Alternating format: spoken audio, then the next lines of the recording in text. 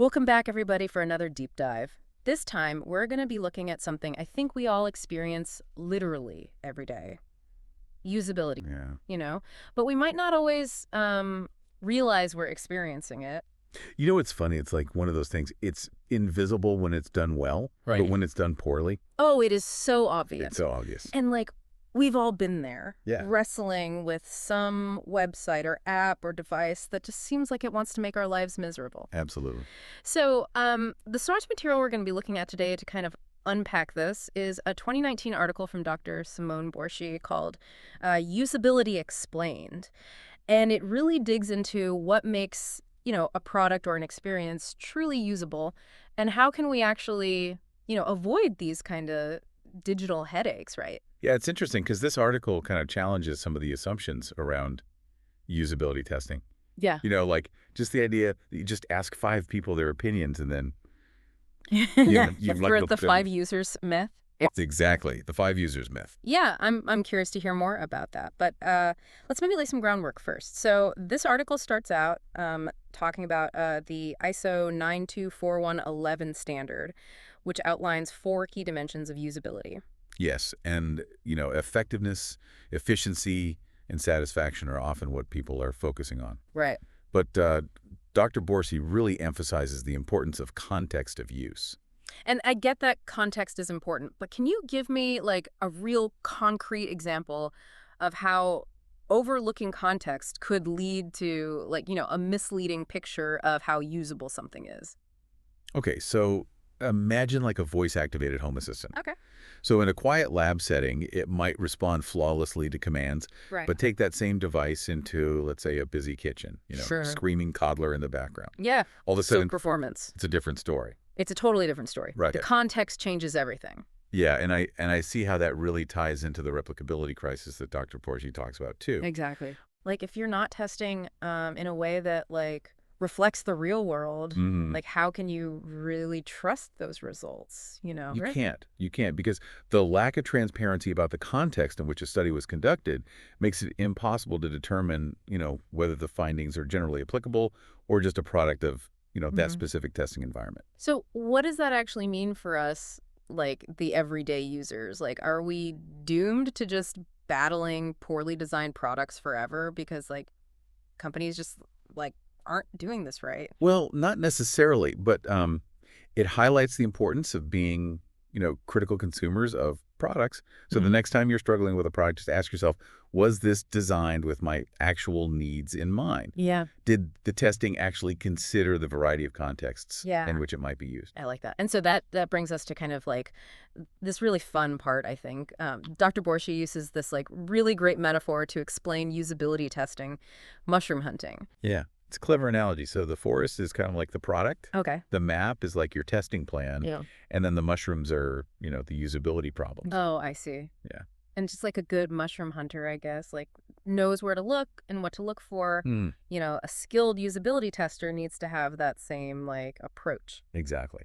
And, the metaphor helps us visualize this concept of a discovery rate. How likely are we to actually uncover all those hidden usability, mushrooms? Right. But wait, wouldn't different mushroom hunters, find different mushrooms, even if they're in the same forest? That's a great point. And that actually highlights how the variability of our, test subjects, their experience, their skills, their motivations. Right, right. Can significantly impact, our results. So just testing with a bunch of really tech-savvy users might not give you the full picture. Exactly. Of how an average person would experience that product. Absolutely. And that kind of variability is where the 5 users myth really falls apart. Dr. Borsci argues that focusing on achieving a diverse test sample that's representative of the product's target audience and context of use is way more valuable than clinging to an arbitrary number of users.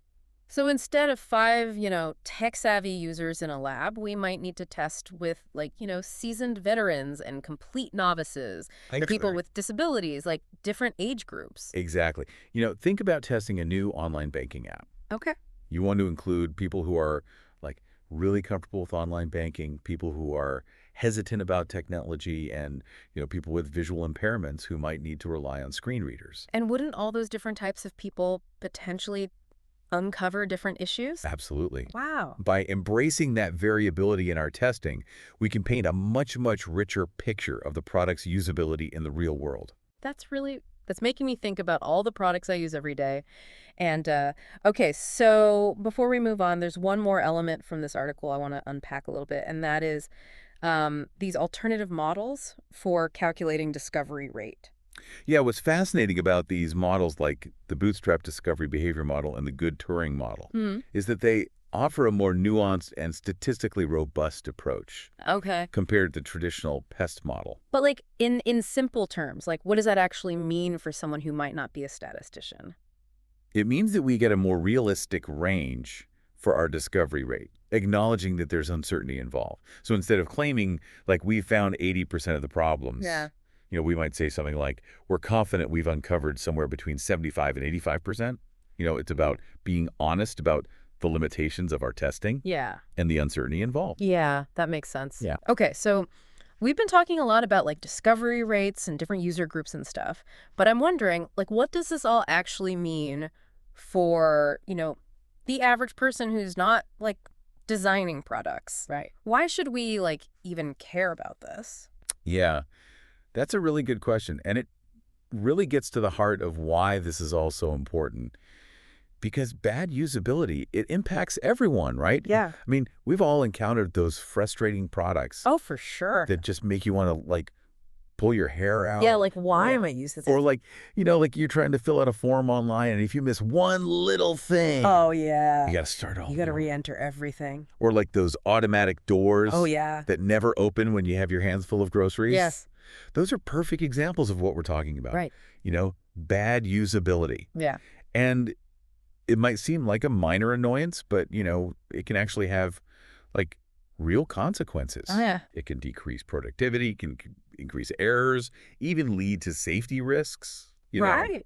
in certain situations. Yeah, yeah, it's really important. So it's not just about like making things look pretty or, Yeah. easy to use. It's really about designing things that are safe, that are effective, Mm, and that, actually work for the people that are actually going to be using them. exactly. Right. And, good usability testing can help uncover those kind of like hidden pain points. Yeah. Those moments of frustration Yeah, yeah. that the designers might not be aware of. Right. And I'm thinking now about, all those rage quit moments Oh, yeah, that we've all experienced with technology. absolutely. Could better usability testing like help prevent that from happening? I mean, it absolutely could. Yeah. By involving actual users, early on, Right. you get that valuable feedback. Yeah. And you can identify those issues before product is even released. Yeah. Okay, that totally makes sense. So, okay, so if we're not, designers or developers or whatever, Yeah. how can we like be more aware of this and how it impacts our lives? I would say just start paying attention to your own experiences. Yeah. So next time you come across a product that's frustrating you, really take a moment to just analyze why, Yeah. Is it because the interface is confusing? Yeah. Are the instructions just not clear? Does it take like a million steps Yeah. to do a really simple task? Right. So we should be thinking critically about the products we use Absolutely. and the design choices that are made. Yes. And don't be afraid to like voice your opinions, right? Sure. Provide feedback to the companies, write reviews, share your experiences with other people. Yeah. Because, as users, we have a lot of power, actually, Right. to influence, how products are designed. Yeah, it's empowering to think about it like that. It is. Yeah. Every time you use a product, you're generating data, and, that can inform the design process. And by sharing your feedback, Yeah. good or bad, Right. you're contributing to the evolution of products. I like that. And so, I know Dr. Borsci talks about this in the article too. Like, there's this persistent myth of a magic number of users to test with. Right. And it's tempting to think that, if we test with this many people, Yeah. then we'll like have all the answers. But the truth is, there's no magic number. Really? The optimal sample size depends entirely on, the complexity of the product, how diverse your target audience is, Okay. what the goals are of your testing. So it's more about like quality over quantity Yeah. when it comes to who you're actually testing with. Exactly. A small group of carefully chosen users who are representative Right. of the people who will actually be using it Yeah. can provide way more valuable insights Okay. than just some large group of, randomly chosen people. That makes me think about, that example we talked about before with the online banking app. Right. Like, it wouldn't just be enough to find 5 people Exactly. who bank online. Right. You want people from different age groups and experience levels and people with disabilities, maybe? Exactly. The goal is to create a group that reflects, the diversity of the real world. Yeah. You want to make sure it's usable by as many people as possible. Okay. Yeah. That makes sense. And, something else Dr. Borsci talks about is, like, going beyond just finding and fixing problems during usability testing. Yes. So it's not just about, oh, we found an error. Exactly. It's about understanding the why behind the errors. Oh, okay. Why did the user get confused? Right. Why did they take that particular approach? Yeah. What were their expectations? So you really got to understand users' experience. Yes. You got to see the product through their eyes. Yeah. Understand their mental model. Okay. Identify the underlying, processes. So, like, someone might be able to complete a task, Right. but if they were totally confused or Right. frustrated while they were doing it, Absolutely. that's still a problem. That's still a problem. Because it's not just about functionality, right? Right. It's about the overall user experience. Okay. It's about making things that are not just effective, but also enjoyable, Right. intuitive, Oh, delightful. Yeah. delightful. Yeah. And I love that focus on delight. Yeah. Because that's not something we always associate with technology. Right. But, I mean, we spend so much of our lives Yeah. interacting with it. And that's why usability testing is so important. It's really about bridging the gap between what the designers intend and, what Yeah. users actually experience. It's about creating, like, a good relationship between humans and technology. Exactly. And speaking of technology, Yeah. we got to talk about the role that it plays in modern usability testing. I mean, we've come a long way from the days of paper prototypes and stopwatches. Mm-hmm. Oh, for sure. I mean, now we have all these amazing tools and stuff. We do. We have so many amazing tools now that help us gather data Mm-hmm. and analyze user behavior. Yeah, like eye tracking. Yeah, Yeah. exactly. Yeah. You can see where they're looking on the screen. What's grabbing their attention. Exactly. Or heat maps, which show you where people are clicking or tapping. Right. And that can reveal patterns Yeah. that you might not even be able to see, just by watching someone. Right, right. And then there's all this stuff with, like, physiological sensors and stuff. Oh, yeah, that's right. You can measure heart rate, Yeah. skin conductance. Wow. You can even measure brain activity. That's getting pretty high tech. It is. And it's really valuable. So it's not just about, like, seeing what they're doing. No. You can actually, like, see how they're feeling. Exactly. Right. We can measure their frustration. Yeah, their engagement, moments of delight. Yeah, cool. Even cognitive overload. Mm-hmm. So, designers can really pinpoint areas for improvement. So it seems like, technology is, like, changing usability testing. It is. Giving us even more information about, the user experience. Absolutely. And as technology keeps advancing, we can expect even more sophisticated and powerful tools. So the future of usability testing is Actually, looking pretty bright. It is. Yeah, that's good for all of us. And that's good news for all of us. Yeah. Because the more we understand about how people interact with technology, Right. the better we can design things that are intuitive, efficient, enjoyable, Yeah. and maybe even a little bit magical. Yeah, I like that. We've talked about so much in this deep dive, from the 4 dimensions of usability to the mushroom hunting metaphor and all this. But I kind of want to bring it all back to something we touched on a little earlier, which is like, the power of the user. Yeah, that's a really important point. I think it's easy to feel like we're just kind of, at the mercy of these poorly designed products.